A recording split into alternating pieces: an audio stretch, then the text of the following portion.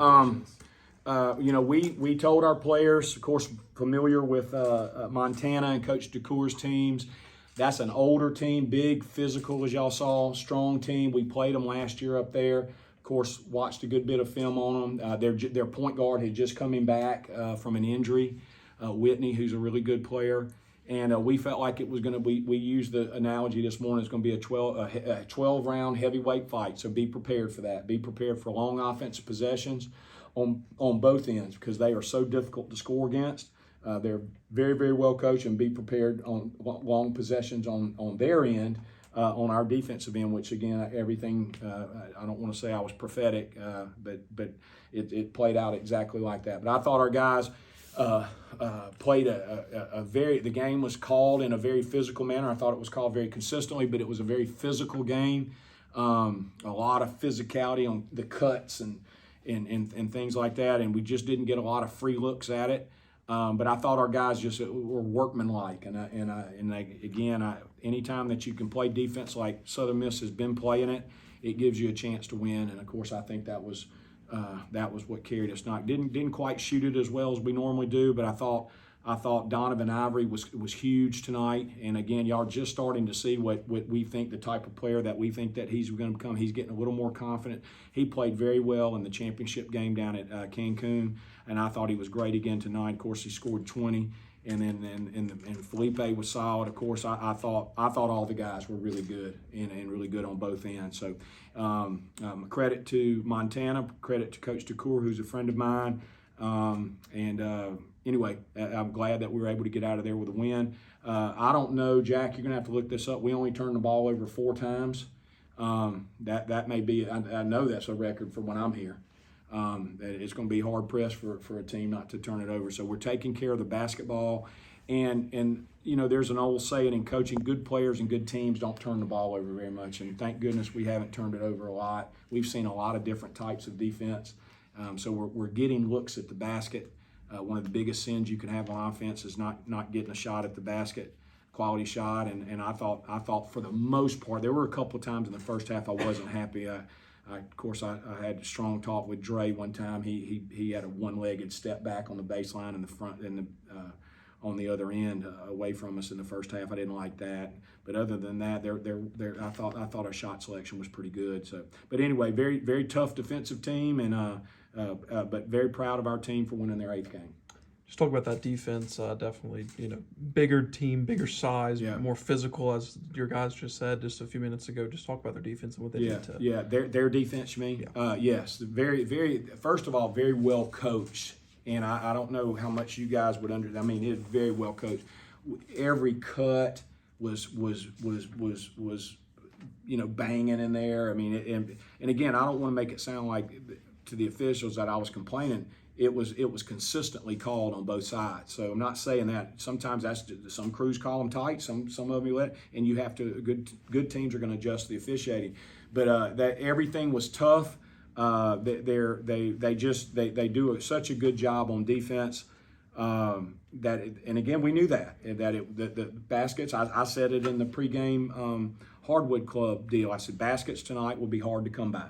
And sure enough, they were. I'll tell you where they did the best job. I thought they didn't turn the basketball over. Normally, we've been able to turn people over and create some offense out of the fast break. We didn't get a lot of that tonight, and they did a good job of getting back on defense, getting the ball stopped, and make us play 5-on-5 in the half court. And but I thought for the most part, our guys did a great job of executing. Again, a few possessions, and anxious to get back to the floor on Thursday.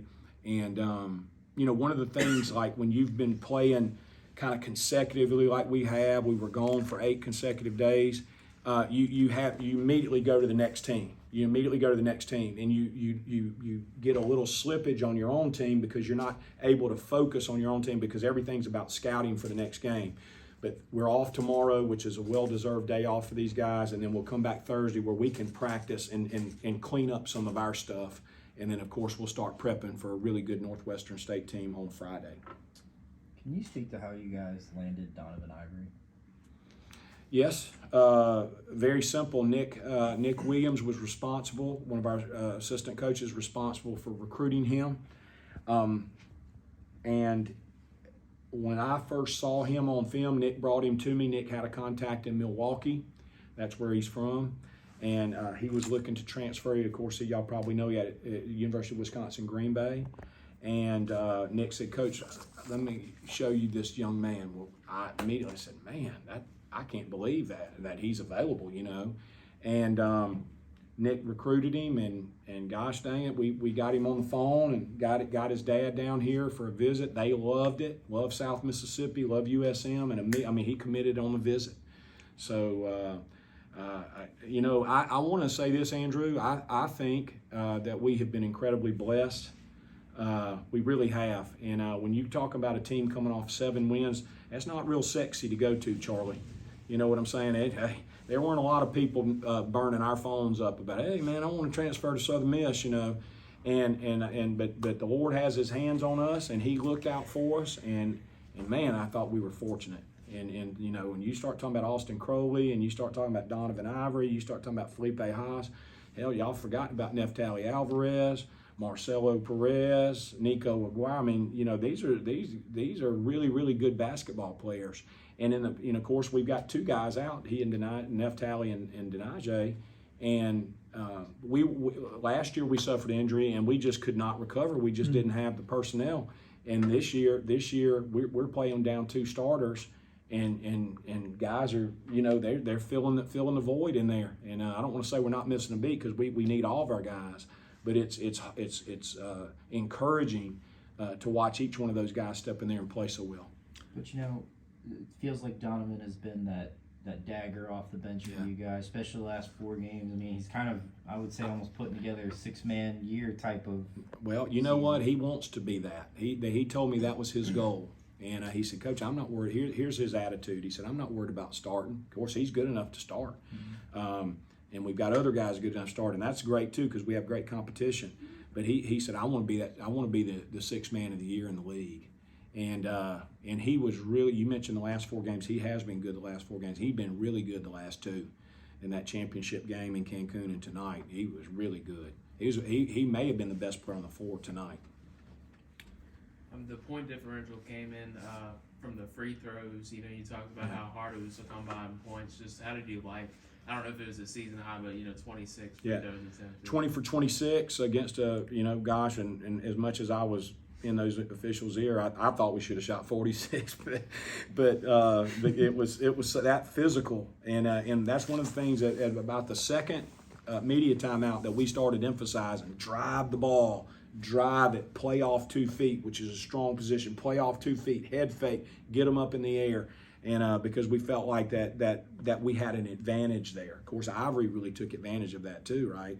And but yeah, that I thought there was one little stretch, kind of when the other team began to foul, when they went into the foul mode with a couple of minutes left, that we missed, I think, 3 in a row at one point. And other than that, we were really good at the line. And, of course, it was great. Then we started playing a little smarter about making sure our better free throw shooters had the ball in their hands. Ivory, of course, Felipe. And you know, I was just telling John Cox that when at one point I think we were up 7 or 8 and they fouled Felipe, I knew then, I said, that's it. You know, I mean, I was that confident he's going to go in there and make 2 free throws. And of course, he did. Heath, do you have any questions? Yeah, thanks, Coach. I got a couple right quick. Number one, the game tonight, it seemed like it was maybe a little different. I'm sorry I was watching on TV, but it seemed like a little different in aspect of not as much running, open floor stuff as y'all like to do, but you still were able to come away with a win. And the crowd, the way the game was played, the physicality of it, did that bring you back to the late 80s a little bit? Yeah, Heath, I think you're spot on. The game was very physical, and they did a great job of taking away, not turning the ball over, not having any live turnovers where we were like a lot of times would get deflections and get in the fast break and go down and score easy ones. They did a good job of that. When they turned it over, it seemed to be thrown out of bounds or something like that.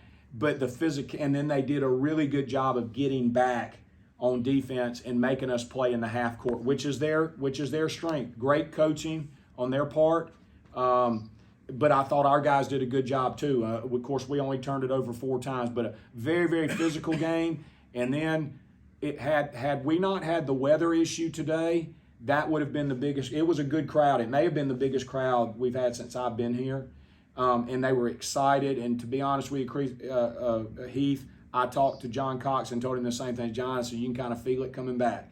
And but it gets loud in there, y'all. It gets really, really loud. And it was loud in there tonight. And if we can just, this will be my story about this. We had a preseason event at Brewski's. There were 26 people there, fans. Of course, I'm indebted to those 26 because those are hardcore. But of course, we're coming off of a bad season, and we said that day, 20 will be 40, and 40 will be 80, and 80 will be 160, and 160 will be 320. If you guys go out and do it right, the Southern Miss fans will come back, and they're beginning to come back. And it was also reassuring and heartwarming to see our student section start coming back. And so anyway, I thought had the weather not hit, I had people texting me up until I couldn't take any more calls when I reported that myself to the Coliseum, are we playing tonight? Or we're not playing? And big groups coming in. There was a group coming in from Florida that decided not to come, that kind of stuff. I think it would even been better than what it was. But I'm very thankful for those people that did come. Great crowd and great excitement. It felt like old Ree Green in there.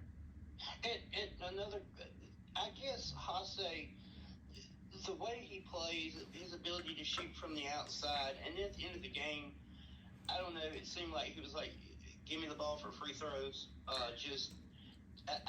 Can you talk a little bit about him as a player and what, I guess, on both sides of the floor, defensively and offensively? He's a great player, and he's a coach on the floor. He's a great young man. He's a great leader. One of the smartest players I've ever coached. He's very skilled. He understands basketball. He's played a lot of international basketball, being part of the Chilean national basketball team and their program, played all over the world, and he plays like it. And he gives us some stability out there. And I just feel like that when he's on the floor, we got a chance to beat anybody. I really do. That's how much confidence I have in him. But he's a great young man too, Heath. He's a great diplomat of the program, of the athletic program too, of the basketball program, the athletic program, the university. And I think he's a great diplomat for South Mississippi. Any update on Natalie? He's improving. He's improving daily, I can tell you that. Our goal is to get him back, hopefully, by the start of league play. He is able to get out there and shoot, not move around shoot, but kind of catch and shoot, ball handle, and do some water-type conditioning. So he's better. And then, of course, Denaje Harris has cracked ribs, and he's going to be a couple weeks out before he's able to get back, but he's improving as well. Thank y'all for working me in. Anytime, Heath. Appreciate you, man. Thank you. One more question. I guess just expounding on what you just said. Did you ever kind of just look up and kind of feel the energy, just kind of expound on what you said? It was a deja vu feeling, to be honest with you, from somebody that had the honor and blessing to play here, and especially on some of the teams that I was fortunate to play on. I always want to make sure I put that on there because I played on some really good teams, and it didn't have anything to do with me.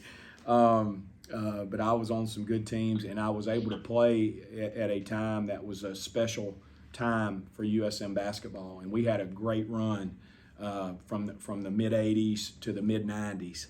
And I owe Coach Turk and Robert McInnes and Ralph Moore and Mike Jones, those guys, I think the world of them. And they did an incredible job of recruiting and coaching, kind of the Southern Miss way. That we were in the league with a lot of other of the basketball blue bloods at that time, Louisville and Memphis and Virginia Tech and Cincinnati and all those people. And of course, we didn't have what they had, but they still found a way to be successful, and that's part of the Southern Miss mystique and Miss way. This is a special place, and I'm honored to be the coach. Hey, Coach, right quick, I thought I heard on TV, somebody beating the rally rail up there behind y'all? The rowdy rail's back, the dunk corner's back, and those people. I saw that those people from the dunk corner. Those are people from Macomb, the Macomb area. They're back. The rowdy rail's on the other end. The students have kind of taken over that. A lot of the old-time rowdy rail people may want to come reclaim their spot. But I hope so. I hope so. We miss those guys, Mr. Larry Ferris and Jeff Devereaux and all that group. I hope they'll come back and see. But we've got a good thing going, but we got a lot of work to do too. Thanks, guys. Okay, thank you.